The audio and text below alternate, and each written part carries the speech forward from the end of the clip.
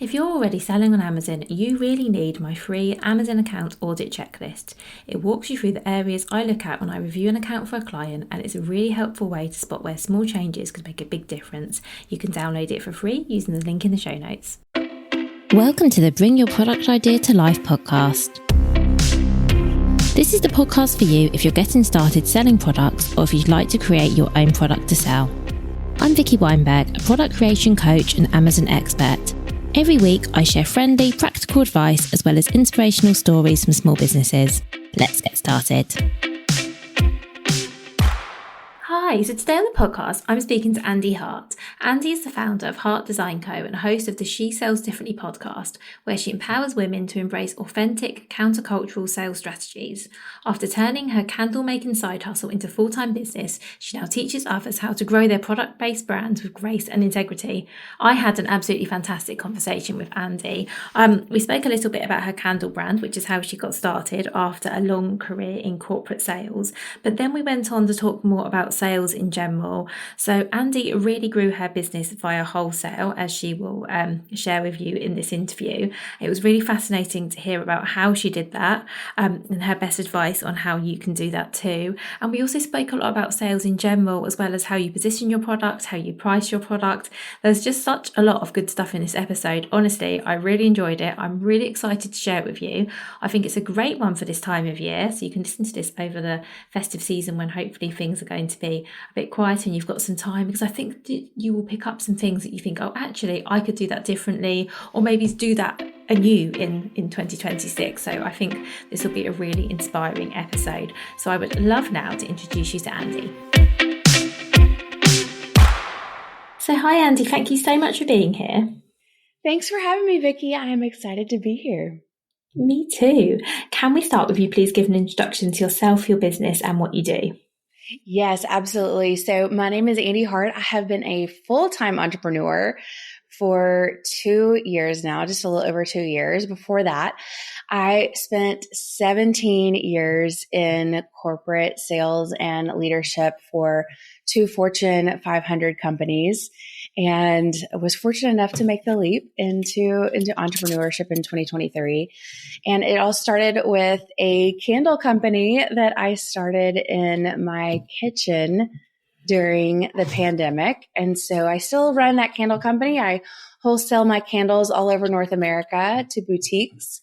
And I also coach women product entrepreneurs on how to sell and market their products in a way that doesn't feel icky, because selling is hard sometimes. And so I took that corporate experience and now use that in my coaching business too.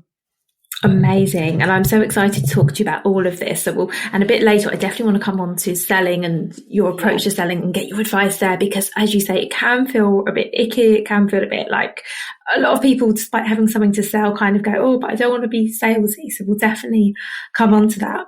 What I'd like to start with first, if it's okay though, Andee, is so after 17 years in a corporate role, what made you decide to launch your product business and transition out of that?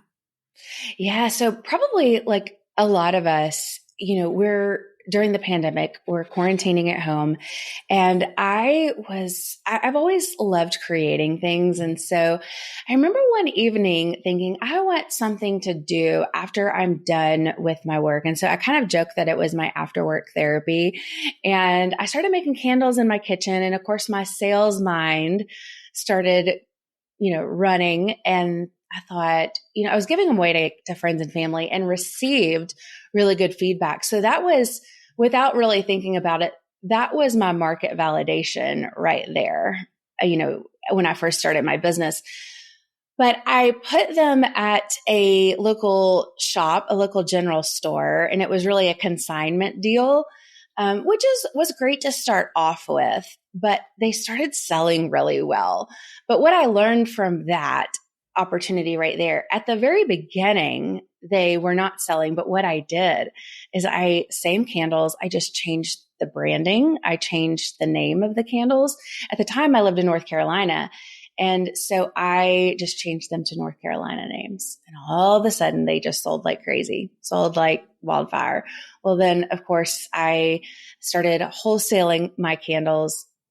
And so that really just took off from there. And so really it just started from wanting to create and have something to do during the pandemic, which is kind of crazy that this all blossomed from there. But, really just always had a desire for entrepreneurship. And so that just seemed like the perfect time to cultivate that dream. Yeah, that makes a lot of sense. And I think a lot of businesses did start around this time because a lot of us, we might not have had more time, but we also, I mean, that's for some of us, maybe we had less time, but it was just, I completely relate to what you're saying about needing to do something else outside of work and being at home and just something for yourself. Right. I think it could have been for me. I know, I live by myself, and it could have been a very, mentally taxing time if I did not have something productive to do. And so that was my after work therapy, just to put my mind to something and also to give other people joy during that time.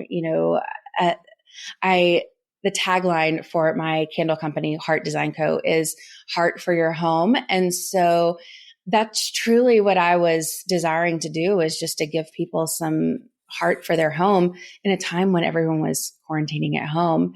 And so it really is a fun start to that company. And so it all blossomed from there. Thank you. And so were you still working in your corporate role when you got started with Hart Design Co? Yes, I was. And that's an interesting part of the story, because I was still working in my corporate job, and I actually got a promotion pretty soon after that into a sales director role. So I was overseeing a pretty big organization within my company after that. And this was after, we're all back to work. And so I had started wholesaling my company and my candles. And I had decided, if I could just get my candles in about 4 wholesale shops by the end of the year. I think this was like 2022, maybe. I get my years mixed up now. I think that's what the pandemic does to you, but I started just doing wholesale outreach and, still have my corporate job, but I'm doing that, after work. And I heard crickets at first. And so I'm not really thinking anything about it, but I'm just consistently, and that's what salespeople do, right? By month 3, I was in 120 shops. And I think people are going, that's amazing. And I was going, oh crap, because I still had my corporate job. And so I quickly pivoted and hired a sweet high school girl next door to help me, found an operations manager. But it was definitely a time when I had to stop taking orders. So I probably missed out on a lot of revenue because I did scale too fast, and learned a lot of lessons, in the process. But yes, so that was still working full time and had to quickly hire some help or else I was not going to sleep at the time. So, yeah.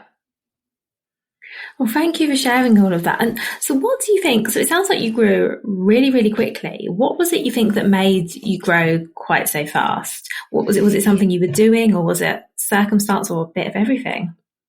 Yeah. So I can without a doubt say it was the tenacity and the compound efforts of sending out those sales pitches, because I love selling in person. That is something that I've always been taught. A lot of people don't. And so I think that this is a proof point that you don't have to sell in person to scale your business.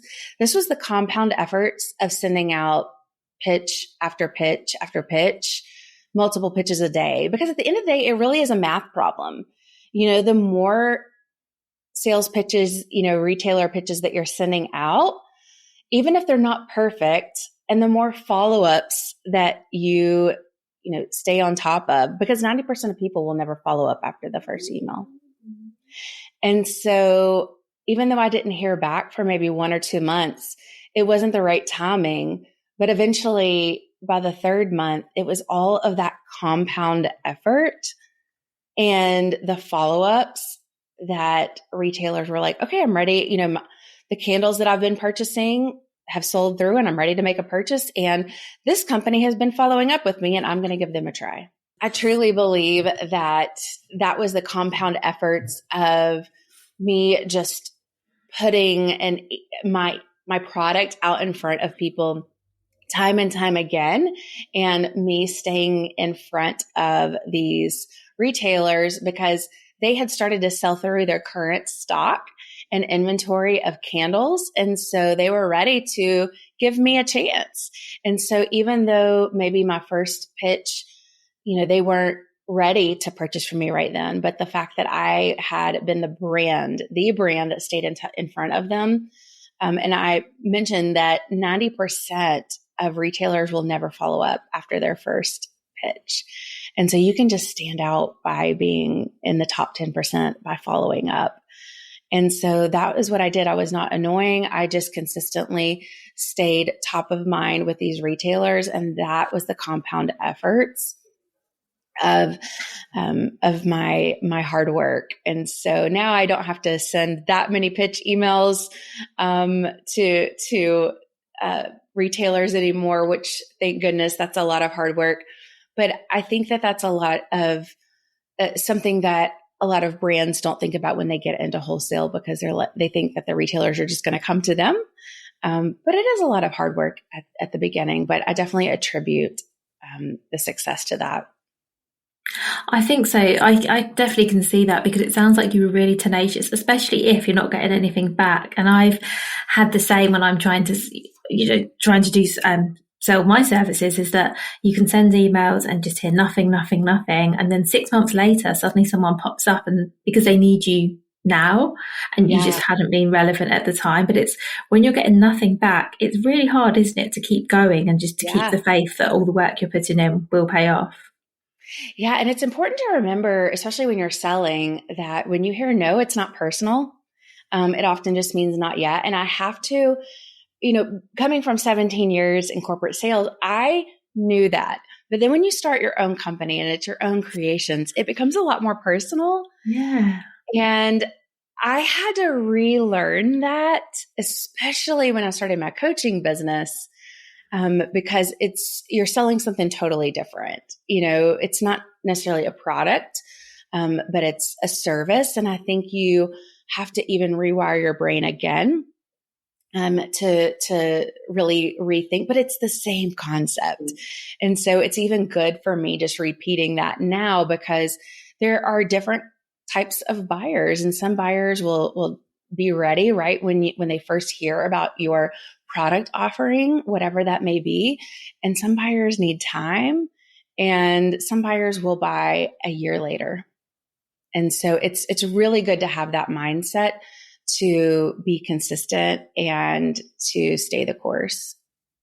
That's really useful. Thank you. I think everyone does need to hear that, because no's can feel really, really hard. Yes, absolutely. I'd also really like to ask Andee, if you don't mind getting into the numbers, just to give an idea, because I think it's useful when you're talking about, these early days, you're sending out emails every day. What kind of volume are you sending? And I only ask that because I think it really helps make it clear to people what it is we need to be doing and the kind of effort we need to be making to start to see traction. Yeah, that's a great question. So I would send out anywhere from 10 to 20 a day. And it's important to remember that 10 to 20 new retailers a day. And there are great ways to find retailers. And I have a great course that teaches just an introductory challenge, a 5-day challenge that teaches you how to find and win retailers. But it's important to remember that once you start sending those pitches out, that you are also then spending time following up with those retailers. So maybe at first you start off by sending 20 pitches a day, but then the next week you start sending 10 pitches and you're sending follow-up emails. So I would say at minimum 10 a day when you're starting out. That's so useful. Thank you. And so for anyone listening who wants to start getting into retailers, where do they start? Is this it? Is it identifying retailers and sending emails, or is there a step before that?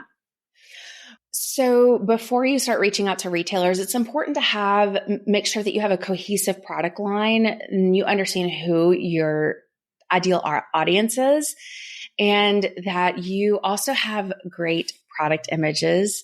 And I say this because you need to think about the fact that your retailers, they are not experiencing your product firsthand. They're experiencing it visually through your product images and then also through your product descriptions. And so I don't necessarily think that you have to have a full on catalog or anything like that, but they're going to look at your website. And so they need to see beautiful, cohesive product images. And one of the things that I often see brands, and they might have candles, and then they have clothing, and then they have jewelry. I mean, just things that are all over the place. And so really decide who you're going to serve and what products you are wholesaling, and stick in your lane. It doesn't mean that you cannot expand later, or if you're in the home fragrance category that you can't have multiple different products. But if you're all over the place and you don't have a cohesive brand and cohesive brand images, then what that tells the retailer is they don't really understand how to stage your products in their shop. They don't understand how to put your product collection together. And so they're just going to pass that right on by. And so that is something that I love to teach, just how to create a cohesive product collection. And so that's something that you need to have before you start pitching your retailers, because one of the great things that you can do when you pitch retailers is pitch a collection. And retailers love to have a ready collection. So I have a fresh home collection. I have a Parisian home collection. And that my Parisian home collection has different, like a French market, different candle scents that are all inspired by a trip that I took to Paris. And so I'll talk about that when I pitch that collection. So, and it just makes sense for a retailer to purchase all of those candles together. And so make it easy for retailers to do business for you and paint the picture for them. That's really useful. Thank you. And are there any other mistakes you see founders making when they approach retailers? Anything that comes up with the brands that you work with regularly that my listeners would appreciate knowing about? Yeah. So I mentioned not having the cohesive brand and, trying to appeal to too many people. And I will reiterate that one because that's the biggest mistake that I see. And I had a business coach early on that told me the riches are in the niches. And I don't know if anyone else has heard that before. It's kind of a common phrase, but I think that's so important to remember, because if you try to appeal to everyone, then you're going to appeal to no one. And so that is really number one. Number two is, and I mentioned this, but it's worth repeating, not having quality product images.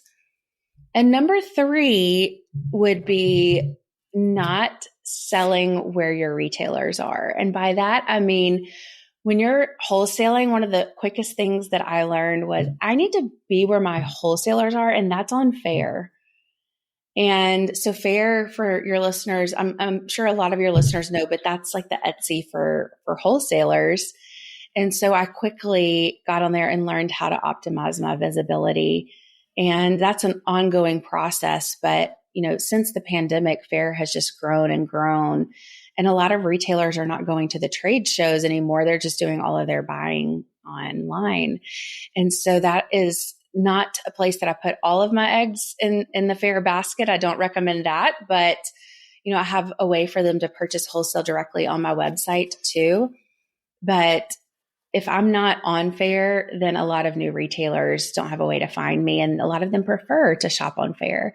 So I need to make it easy for my retailers to do business with me, and a lot of times that is on Fair. That makes a lot of sense. Thank you. And I've heard about Fair. In fact, I've had an episode on here specifically about Fair because it is such a growing platform.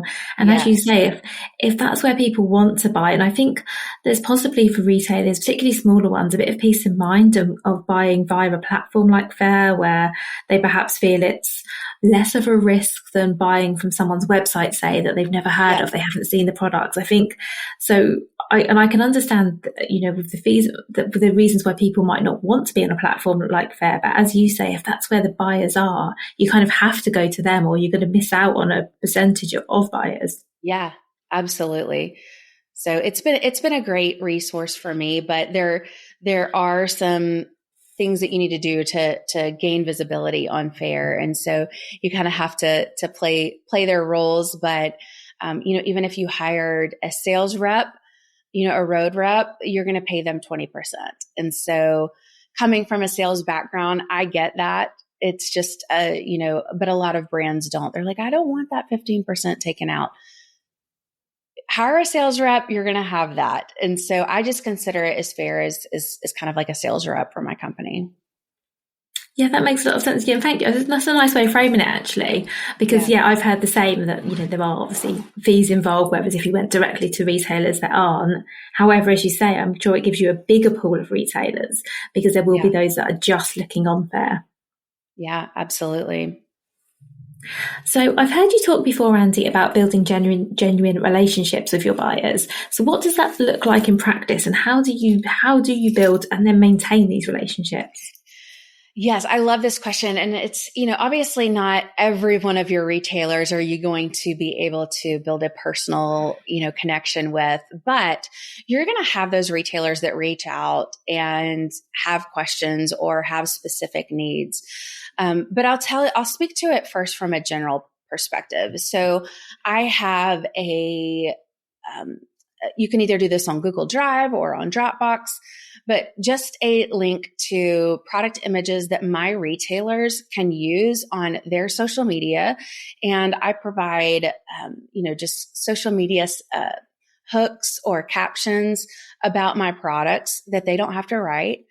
And they're free to use them on any of their social platforms or any of their emails or on their website. I provide my logo. I'll provide shelf talkers for them to educate their customers on my products. So simple things like that to help them sell more of my products. And so I also provide testers for my products, because they're candles, some of my candles you can't smell through the packaging. And so anything I can do to help my retailers sell, because their success is my success. So that's a general sense where I'm maybe not connecting with them at a personal level, but I'm still helping them sell, and they have access to that. On a more personal level, I'll give you a specific example of one of my retailers, and this naturally has become a larger retailer of mine. She had reached out and she wanted a white label candle, obviously meaning her branding on it. She wanted a custom scent for her shop. And so we developed that, and she loved it, ended up coming back, and she had bought these beautiful teacups for her shop, and she could not sell them because she also had custom coffee. And so she was just talking to me about it. And I said, what if we made those into candles? She can't keep them on the shelf now. So just simple stuff like that, collaborating with your retailers and bringing fun ideas to life for them, and just talking about what struggles they're having when you are talking with them on the phone or in person or whatever that looks like. And you have a solution that can help them. That is, obviously, you're not going to have that with every retailer, but that is what a true partnership can look like. And that's where your creative side can come out and you can really have fun. And so that's been one of my really fun partnerships. And I've been able to do white label and private label designs for a lot of my retailers. And I have fun just getting, the creative side and putting their logo on my candles. It's really fun.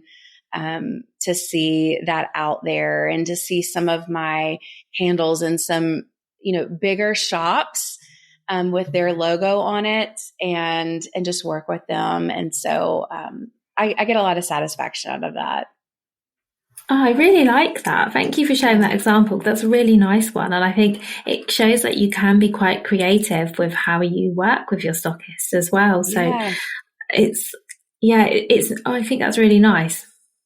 Yeah. Yeah. And it, still gets me in on the creative side and, problem solving. So it's fun.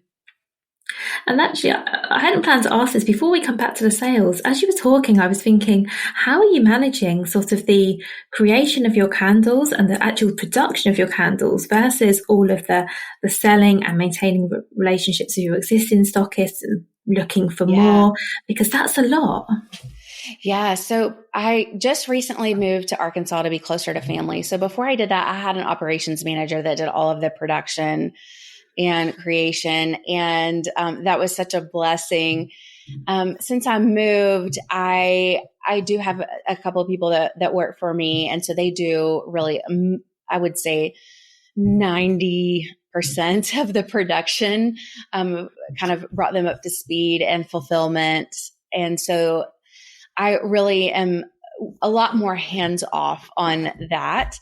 I still do a lot of the creation, but if I retire a scent, then I should say reverse that. If I introduce a new fragrance, then I will always retire a scent. So I keep my product portfolio pretty tight. And, I'm constantly evaluating my sales data and profit margins. So if there's a bottom performer, I'm going to retire that fragrance. So what that does for myself and the people that work with me, it means that, we're not having to produce 50 different fragrances. We have our core fragrances that are our constant bestsellers. And then after the holidays, our holiday fragrances will drop off naturally.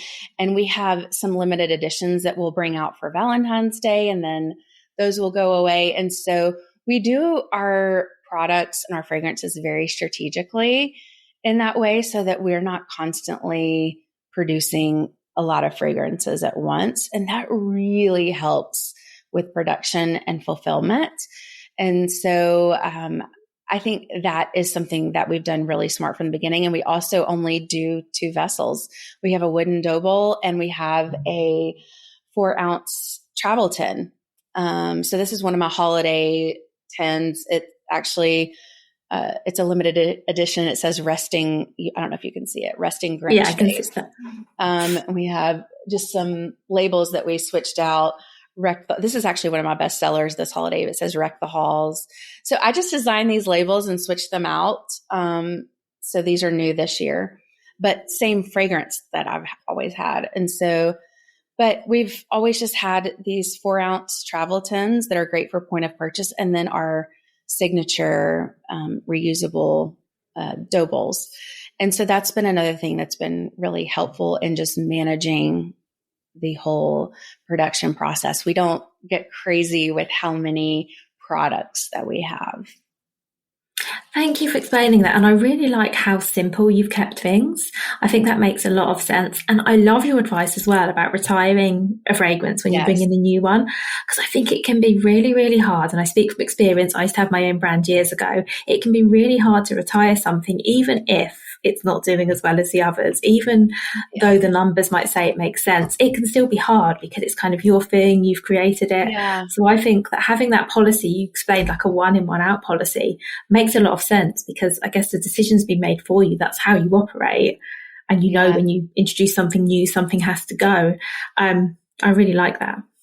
And then inevitably when you announce that it's retiring and last call for that product, people come out of the woodwork and they're like, don't retire this. And you start second guessing it. But I tell my clients all the time, don't second guess it. The data doesn't lie. And just because people are coming out of the woodwork because you announced it's retiring, don't second guess it. That's the point of announcing it's retiring. So it happens every single time I see it. So, and it happens in my own product line, but yeah, it always makes me laugh. It's that scarcity thing, isn't it? As soon as, and I've done it myself. I've shopped at brands before and they say something's going away and I'm like, oh, I must stock up on that because it's going away. And, you know, it might be something you've never bought before, but you're like, oh, I can't buy it ever again. So I better buy it now. Right. Yeah. But that's the whole point of retiring it, because you're not going to bring it back. So, yeah. Oh, that's also interesting. So Andee, I've seen that you describe your approach as countercultural sales. What does that mean to you, and how's that different from traditional selling? Yes. So, being in corporate America and technology sales, I have been through probably every sales methodology training that there is on the market. And, often we see out there, and I don't know about you, but I get Facebook and social ads all the time for different sales trainings. And they're usually some guy that's getting in their like Ferrari or something and telling me about how you overcome every objection and this sales training. And listen, there's nothing wrong with that, but that's to me, my target audience and that's not what made me successful in corporate America. And I also truly believe that everyone, no matter who you are, God gave you a personality for a reason. And some of the best salespeople that I have ever met have been introverts, believe it or not. And it's because they were able to truly connect with people. They were able to stop and listen long enough to really hear what the customer wanted and needed. And so I have always said that, often my clients have and I'm sure your listeners, they have an aversion to selling because their experience with sales, they've had probably a negative experience because, what they were sold at some point, and after they were sold it didn't live up to what they were told, right? There was a delta between what the salesperson said was going to happen or what they were told about the product and what actually happened. And so that's what creates this, bad experience and bad mindset that sales has for us. And we've all had those experiences. And so culturally, we're all told in sales trainings, overcome every objection, and don't take no and, fill in the blank. But what would happen if you took on the mindset that not every person you talk to is your customer, and you actually valued the customer over making the sale? And so by that, I'll give you a specific example. When you think about the fact that not every person is your customer, but you're trying to overcome every objection, when you do that, you actually end up spending more time and headache and effort on the back end because you're trying to fit a square peg into a round hole, and you have customer satisfaction issues. They're frustrated, right? And so on the back end, you're just spending more time with them. So I had a customer, and they were actually really wanting to buy my wholesale course. This was a little over a year ago. And we were on a call. Usually they'll do a discovery call with me. And she said, I'm ready to buy. And as we were talking about her goals for her product business, it became clear that wholesale wasn't actually what she wanted to achieve. And I told her, I'm happy to help serve you in this way, but I don't think my wholesale course is going to accomplish what you want to do. And I have someone else that could help serve you. And so I pointed her to another coach. And she, at the end of the call, she was like, wow, okay. She went on to work with that other coach. And a year later, she came back and she ended up buying my wholesale course. She said, I'm ready to step into wholesale now. not only did she buy my wholesale course, but she had recommended 2 other people. And so what that did is it served her best in what her goals were, because I listened to her, and it created a trust with her. And so had I tried to force that at the time, then I would have been doing a lot more work on the back end. It would have been frustrating for me too. And so that's just a prime example. I think, culturally, we would have just sold it to her and moved on, right? But countercultural, we sell things in a way that align with our values. And even when it means saying no to the customer, which is hard to do. It's hard, but it's also the right thing to do. Absolutely. I'm so with you with that. So my sort of day business is I work with brands to sell their products on Amazon, and I will quite regularly speak to people and either tell them that they're not ready, or their product isn't a good fit, or maybe the market's way too saturated at that time, or whatever it might be. But I will sometimes, like you say, turn people away in the nicest possible way, because I don't think that working with me is in their best interest or isn't right for them at that time. And I agree with you that I feel like by doing that, first of all, you keep your integrity, because you're not just about taking someone's money. Because I think if you really want to see the person you're working with succeed, then you put their interests first. And I think that Absolutely. really helps for people to trust you, because they know you're not just trying to convince them of, you could very easily said, no, you need to be in all these stores and wholesale's the way to go. But if that wasn't right for her at that time, then if it's not right, it's not right. And I really like that example, because I think it doesn't feel good for anybody if someone's pushed into making a sale that isn't right for them, because you wouldn't feel good about it and they wouldn't feel good about it. So no one wins. Well, and then you just perpetuate this icky sales culture, and that is not what I want to be about. It's not what I want my brand to be about. And so, that's why I talk about, she sells differently. That's what my coaching brand is, because I want to do things differently. I really like that. Let's talk a little bit about pricing, if that's okay. Yeah. Because I know something I've seen you say, I've done my research, Andee, and something I've seen that you said is that lowering your price doesn't always mean you'll make more sales. Can you talk a little bit about that? Because I think that's a really interesting thing to discuss. Yes. So I think often we race to the bottom trying to compete with other people. And so what that does, it trains your customers to expect a sale from you. And I have been guilty of this before. I have absolutely been guilty of this before. But I want you to think about your favorite clothing brand. I know there's some here in the States, like Ann Taylor or, fill in the blank.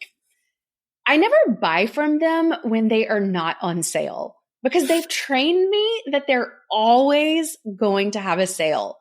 And so I'll wait it out.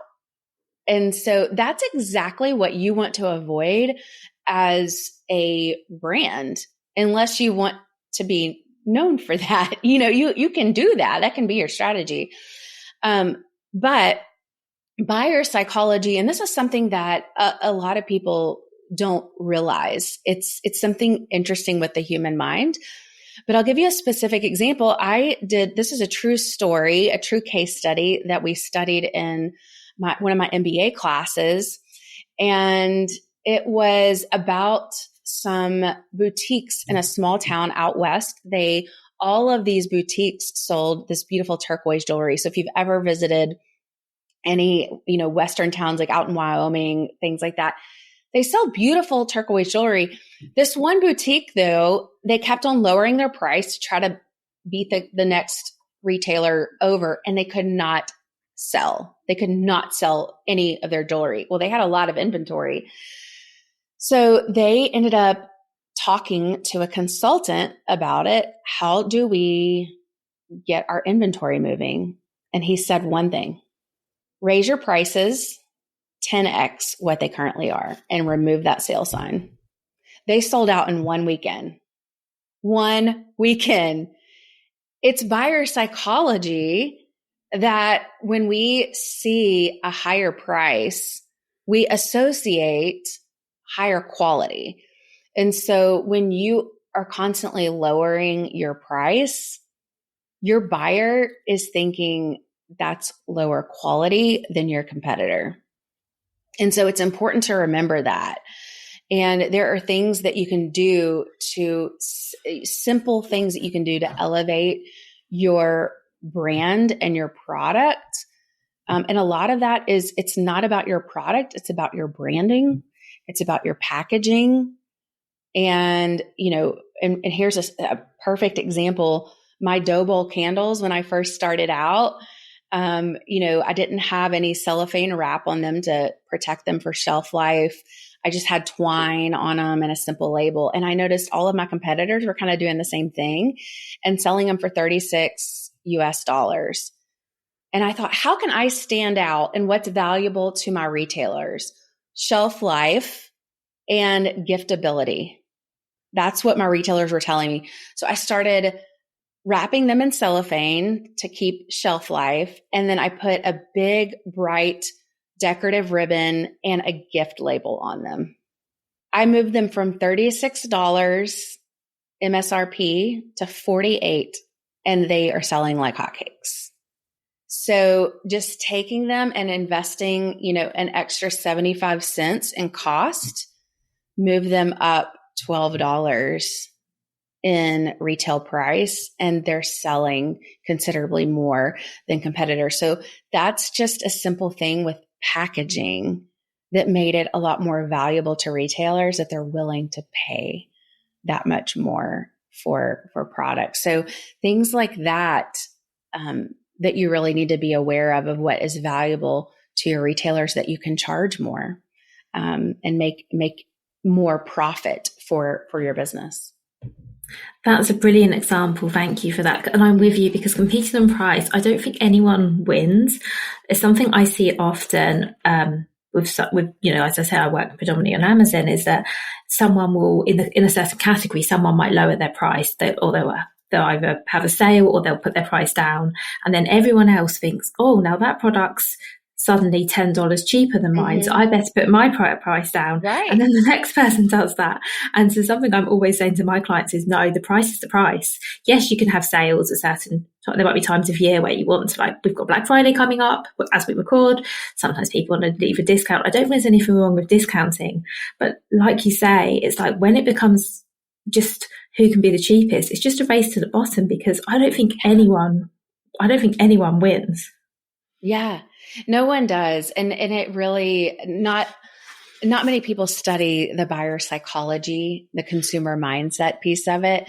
But when you really stop and think about why you buy something, when you're making a purchase, even if it's just simple, something simple, it really opens your eyes. And so, it's very, very interesting. I think so. And and I'm sure you're the same, I've definitely paid, when I'm looking at comparable products, I've definitely paid slightly more for something that's got a feature or a benefit that I want, or it's got like loads of amazing reviews or a certain ingredient. There's definitely, if I can see a reason, if I can look at two products side by side and say, I can see why this one's slightly more expensive, I'm more than happy to pay the difference. If they're identical, then it's different, because then you're going, okay, why? But I think if your product's got a US, like you were saying with yours, with the gift tag and having a lovely bow, I can definitely see that a customer would go, okay, I can see why this is of higher value, and they'd be happy to pay it. I think as long as the value is obvious, customers are generally happy to pay more. Yeah. And I think that is part of what is interesting, is sometimes it is not just your product. It is the packaging piece of it, and your branding. And then even sometimes your product images, if you're, e-commerce. So there's so much more that goes into elevating your product and your product price than just your product itself. Thank you. So let's say someone's listening and they're going through maybe a slow sales time, maybe customers aren't buying. How do you figure out whether the issue is with your pricing, with your positioning, with something else entirely? How do you kind of get to the root cause of what's going on? Yeah, so that's a great question. Well, first I would take a look at your data.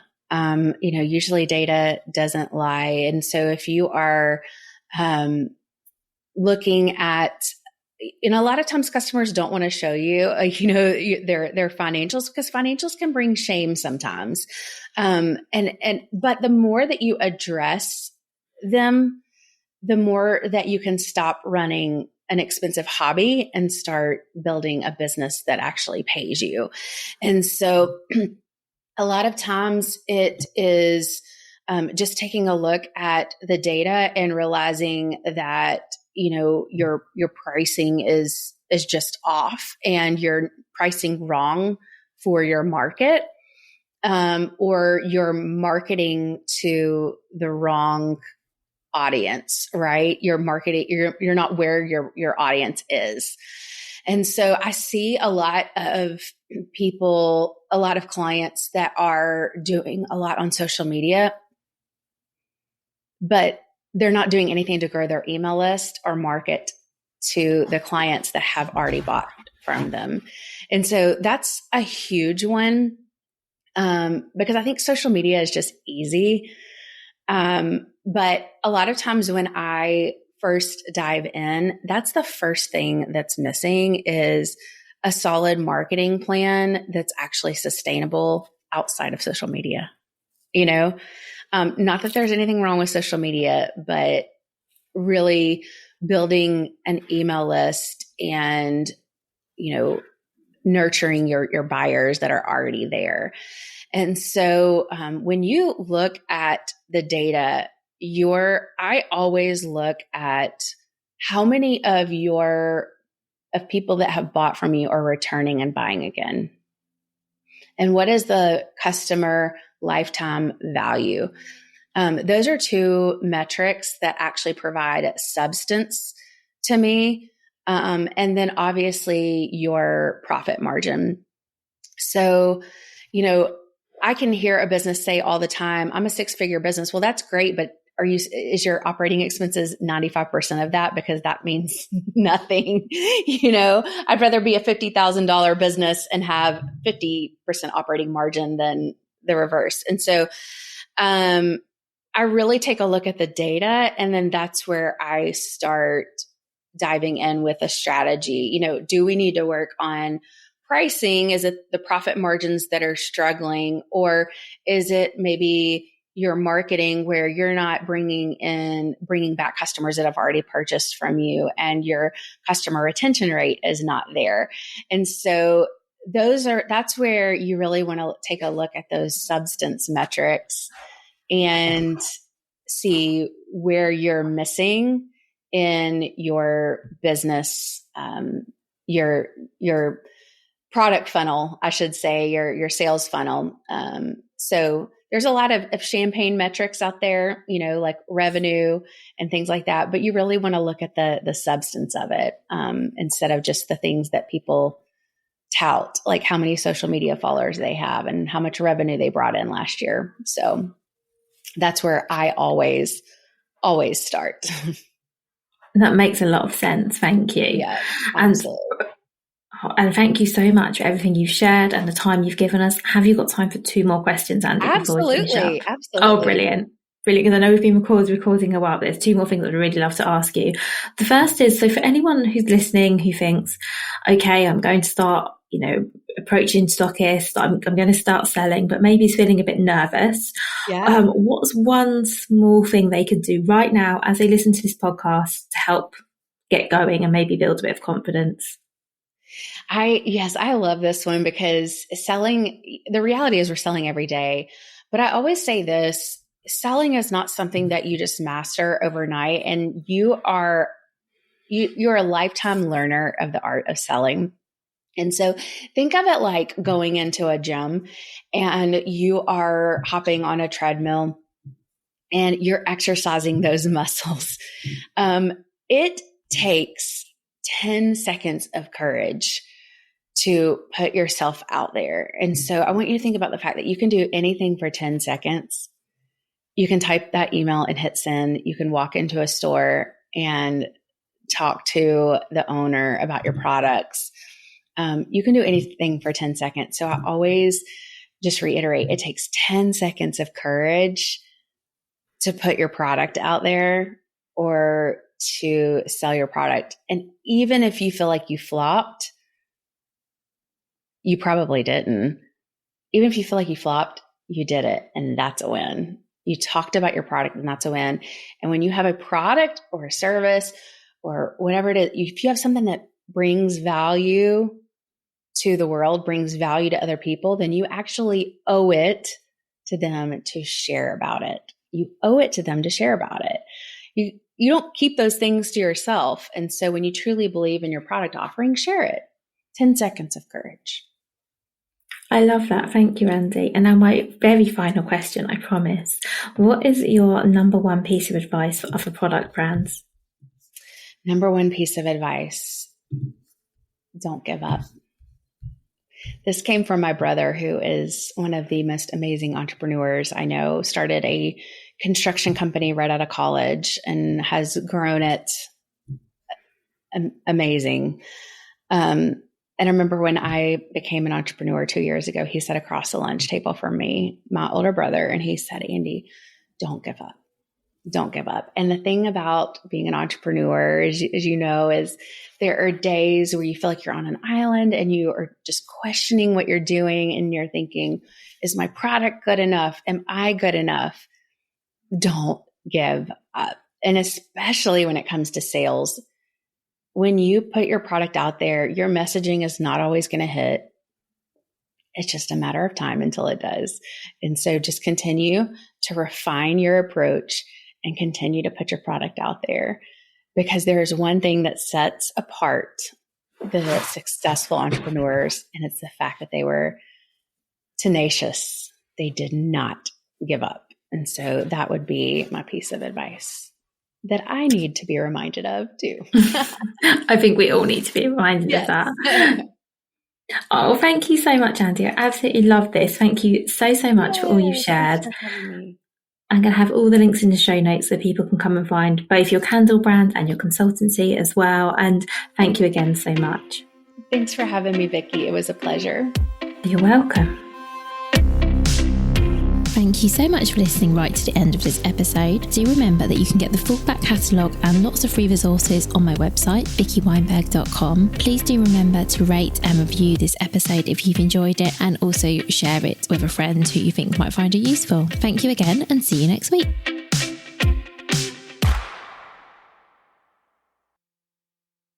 Hi, this is just a little note. So if you've enjoyed this episode, or indeed any of the episodes, and you would like to, I don't know, buy me a coffee or something, you can actually now leave tips. So there's a link to how to do this in the show note. Of course, do not feel obliged to do this.